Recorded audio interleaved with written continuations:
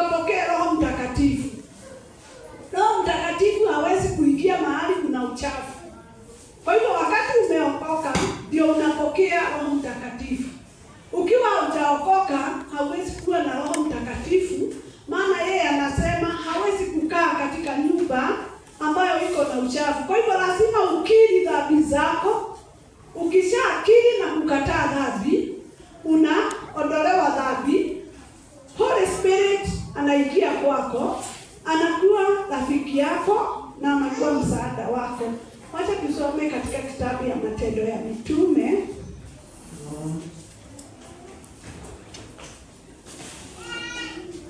Tusikie vile Yesu anaambia wanafunzi wake, kwa sababu kuna jambo alikuwa anataka ifanyike ndani yao. Kwa hivyo Pastor Alex sama Kanisa of 1 atatusomea Matendo ya Mitume 1. Ateremke hapo 4.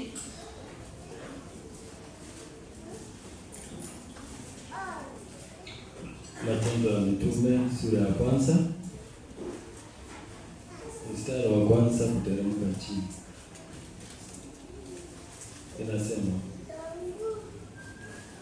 kitabu kile cha kwanza nilikiandika, Theofilio, kuhusu mambo yote aliyoanza Yesu kufanya na kufundisha.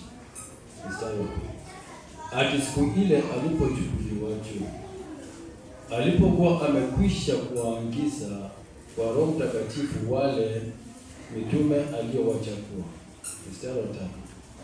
Wale waliojidhihirisha kwao kuwa Yohana kwa dalili nyingi, baada ya kuteswa kwake, akiwatokea muda wa siku 40 na kuyanena mambo yaliyohusu ufalme wa Mungu.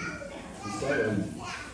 Wakati alipokuwa amekutana nao, aliwaagiza msitoke Yerusalemu, bali waingoje ahadi ya Baba, ambao mlisikia habari zake kutoka kwangu. Mstari wa 5. Ya kwamba Yohana alibatiza kwa maji, bali nyinyi mtabatizwa katika Roho Mtakatifu baada ya siku hizo chache. Amen. Kwa hivyo Yesu alipokuwa anaongea na wanafunzi wake, ni katika mateso ya siku 40 after kufufuka ni kwa ajili yake, aliagiza wanafunzi ya kwamba msitoke Yerusalemu, maana kuna jambo ambalo nimewaandalia mbele yenu. Leo ni Roho Mtakatifu anataka kushuka, ni kwa sababu yenu.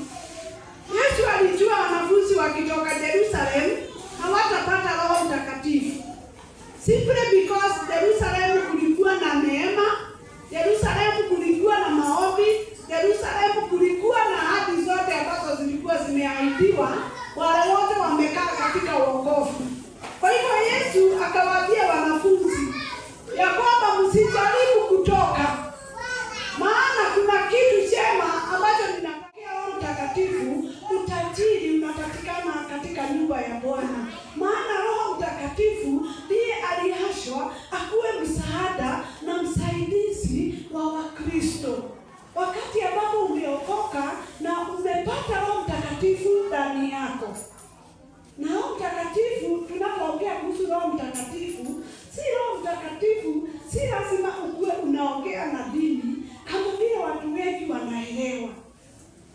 Unaweza kosa dini, lakini Roho Mtakatifu anakaa ndani yako.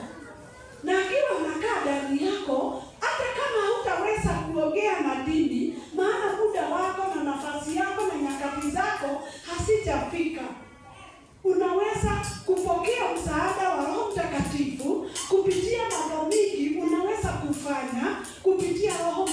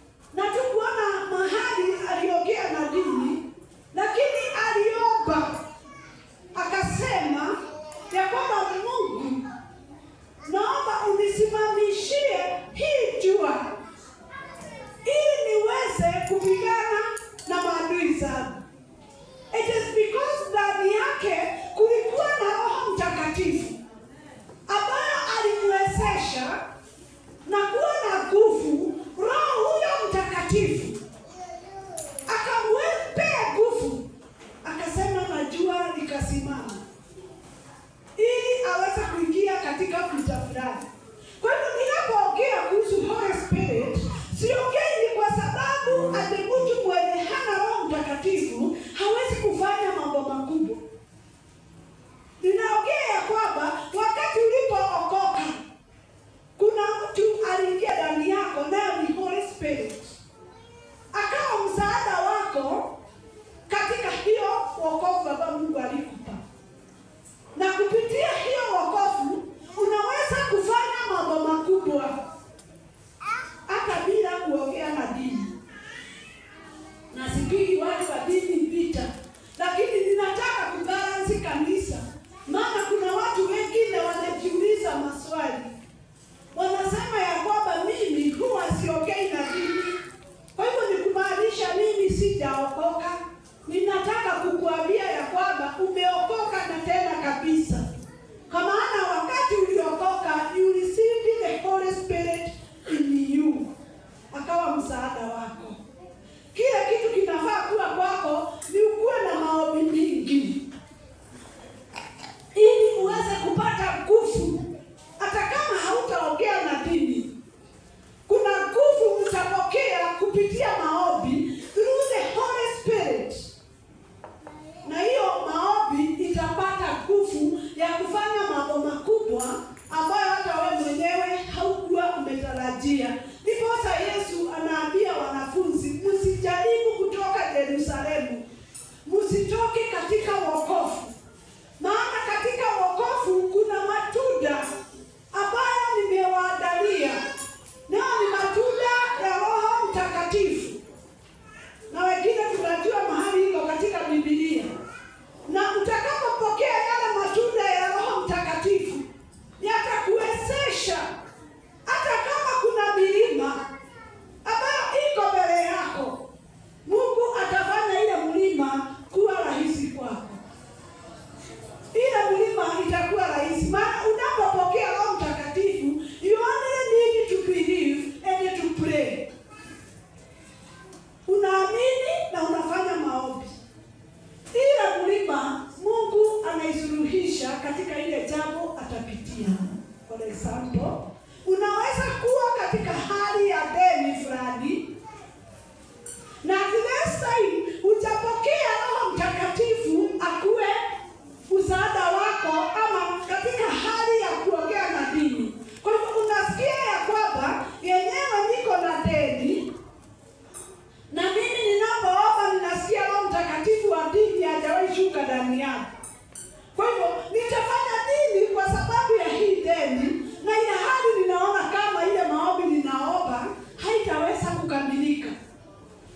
Lakini nataka nikwambie ya kwamba ule Roho uliopokea wakati uliokoka na wengine wakabatizwa, anaye nguvu na uwezo ya kukupa answer na solution na suluhisho kwa ile jambo ambalo inakulemea. Unaweza kuuliza Roho Mtakatifu, hili jambo nitalifanya namna gani? Kuna jambo ambalo limenitokea mbele yangu. Sina kazi, but siongeagi na dini. Hili jambo la kazi nitafanya namna gani ili niweze kupokea ile kazi? And the Holy Spirit who is inside you, you received after you got saved, atakupa direction ya ile jambo ile utalitatua. Wacha tusome Matendo ya Mitume 2.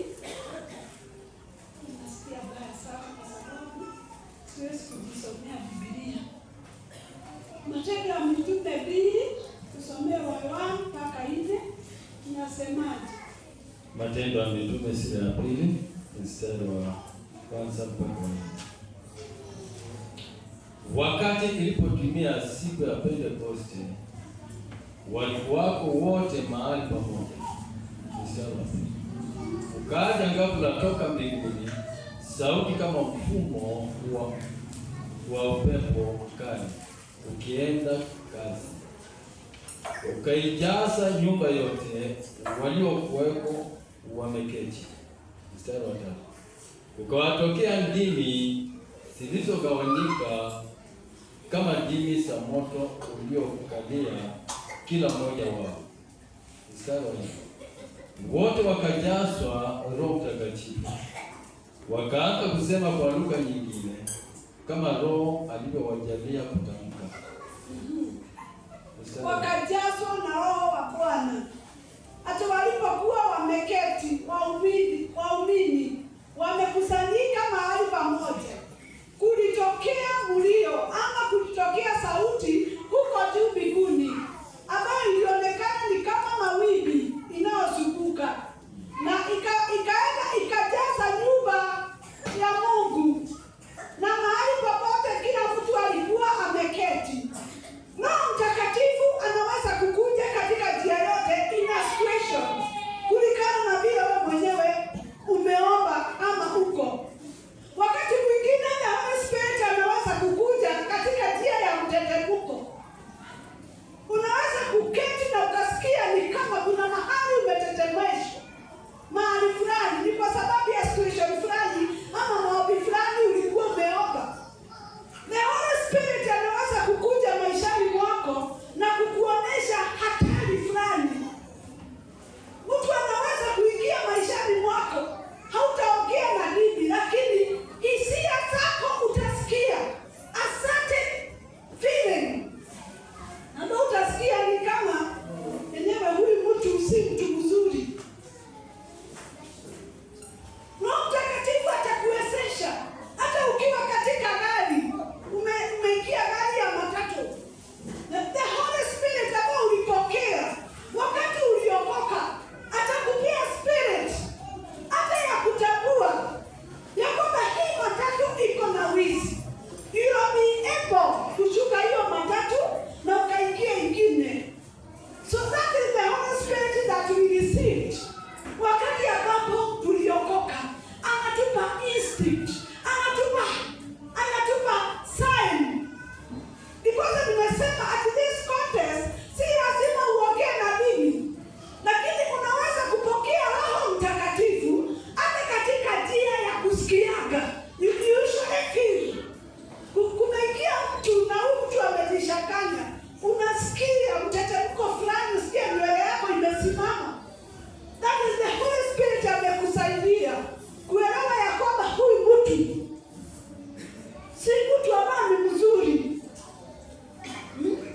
Unaweza kuingia mahali kama mahali pengine tuliingia juzi, mahali na mahali tuliingia tu, na tulipoingia I had the voice of the Holy Spirit akiniambia hapa kuna shida, hapa kuna ugora, hapa kuna ujaja, hapa kuna biashara inaendelea baya. Even in your phone tofauti ili uweze kuelewa situation na mahali uko. Hata anaweza kukuja katika njia ya kukuonesha huyu ni mwizi, na ukasikia hisia ya kwamba huyu ni mtu anataka kuninyang'anya simu. So when you got saved, ulipokea Roho Mtakatifu ambaye ndiye msaidizi wako.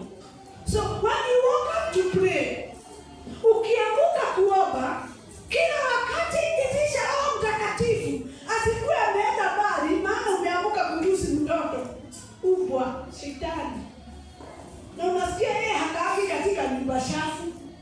Kwa hivyo anaweza kuwa anang'oka kwako kupitia kile unatoa katika mdomo yako, na wakati unamuhitaji katika jambo fulani ambayo ilikuwa itokee, akose kuwa available kwako, akose kukupea alert ya kwamba huyu mtu ambaye unaongea na yeye ni mwizi. Na lazima usikie umeibiwa pesa, simu yako imeibiwa, umevamiwa, umebebwa, umepewa lift, umevamiwa, mambo ambayo haifai kuwa kwetu sisi ambao tumeokoka, maana tuko na Holy Spirit ambaye anatuonya katika safari zetu tunapotembea. Hata Nairobi town anatuonya, anatuambia ile barabara usipitie,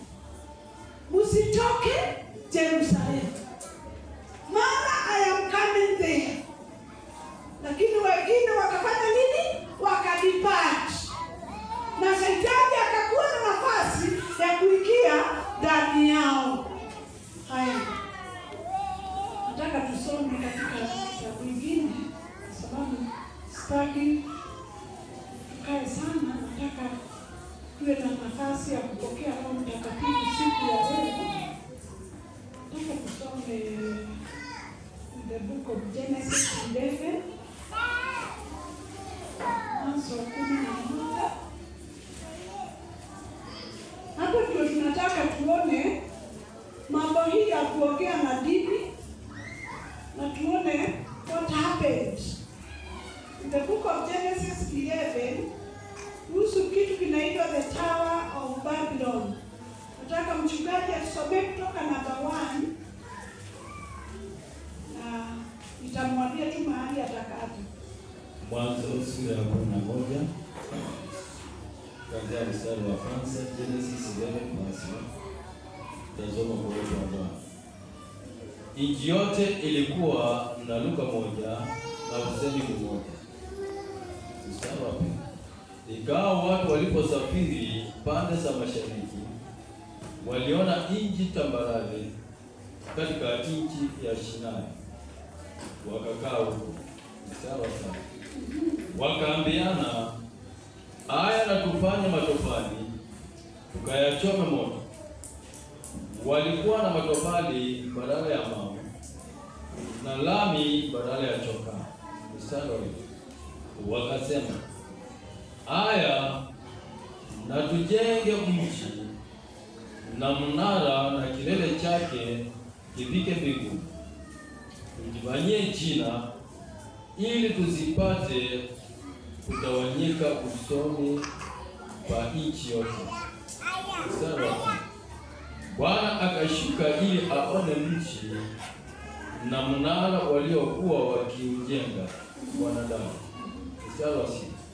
Bwana akasema, tazama watu hawa ni taifa moja na lugha yao ni moja, na hayo ndiyo wanayoanza kuyafanya, wala sasa hawatazuiliwa neno wanalolikusudia kulifanya. Mstari wa saba. Aya, na tushuke huko tukawachafulie usemi wao, ili wasisikilizane maneno wao kwa wao. Mstari wa nane. Basi akawatawanya kutoka huko waende usoni pa nchi yote. Wakaja kujenga ule mji. Kwa hivyo lugha ilipeanwa hili, sana sana watu wakachanganyikiwa, wakawa kila mtu anaongea lugha yake. Ilikuwa ni kwa sababu kuna mambo ambayo yalikuwa yafanyike. Kama ile lugha ilikuwa moja, hawa watu wangemaliza ile mnara na waendelee na shughuli ambayo walikuwa wanataka nayo, labda waende mbinguni ama wafanye kile walikuwa wanafanya.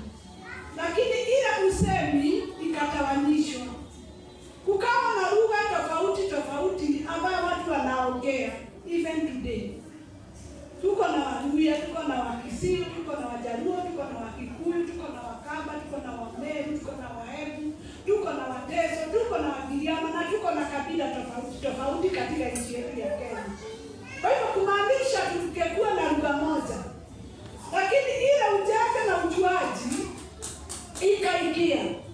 Naye Roho Mtakatifu akaashiria hizo lugha siwe tofauti, ili wakati mwingine unaweza kuongea na tukose kuelewana, ili kusikuwe na werevu ama unapita werevu wa Mungu. Wakati mwingine Roho Mtakatifu anaweza kutumia hata lugha ambayo wewe mwenyewe hujawahi jua ukaongea.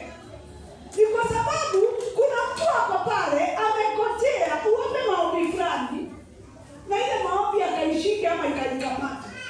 So unaweza kupeleka katika situation ya lugha fulani, na ile lugha ni ya kuzuia ule mtu ambaye anakufanyia maovu ama ile mipango ambayo imepangwa na mwovu shetani ikakamilike ndani yako. Kwa hivyo unapata usemi wa lugha mpya wakati ambapo unaendelea kuingia katika maombi. Hapo ndipo unapopokea Roho Mtakatifu. Pia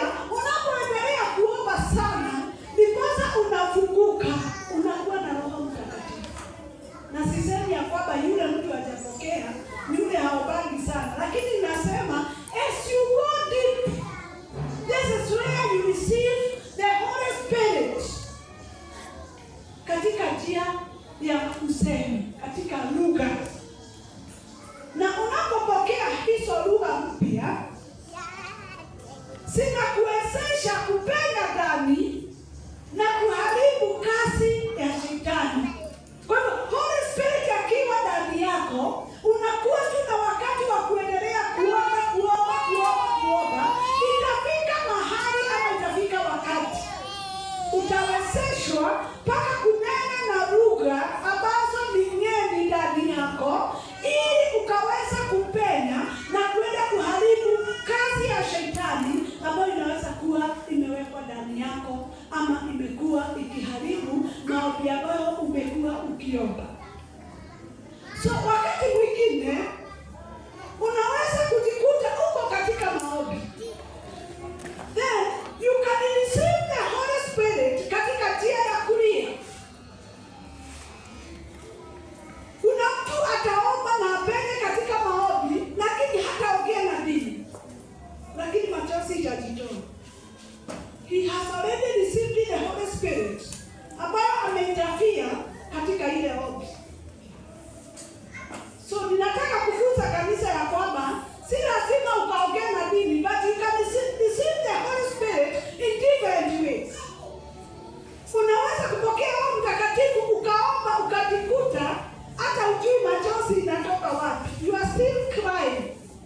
Nguo yako imejaa maji.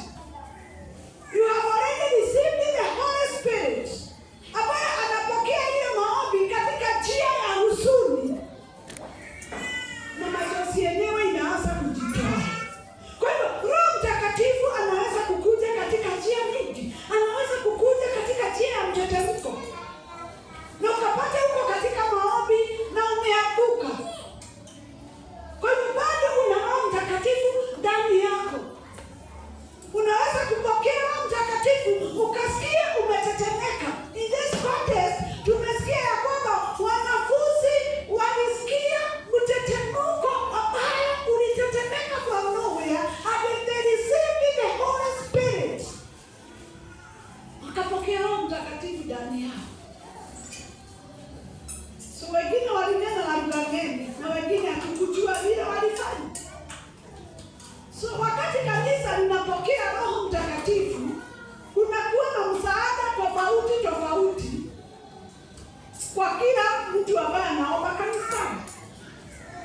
Wengine watapata vibali za kupigana na shetani na ataondoka katika nyumba ya Bwana. Wengine watapata vibali za kuitishia watu kazi through the Holy Spirit. Watakuwa wanapewa vibali za kuomba kwa ajili ya wale watu hawana kazi. Wengine watapewa vibali za kuomba kwa wale watu ni wagonjwa. Wengine watapewa vibali za kuomba kwa wale watu wamekufa moyo. So wakati Holy Spirit anashuka, anaashiria vibali tofauti, ni kwa sababu ya nyumba ya Bwana. Akishaashiria hizo vibali, others can do miracles.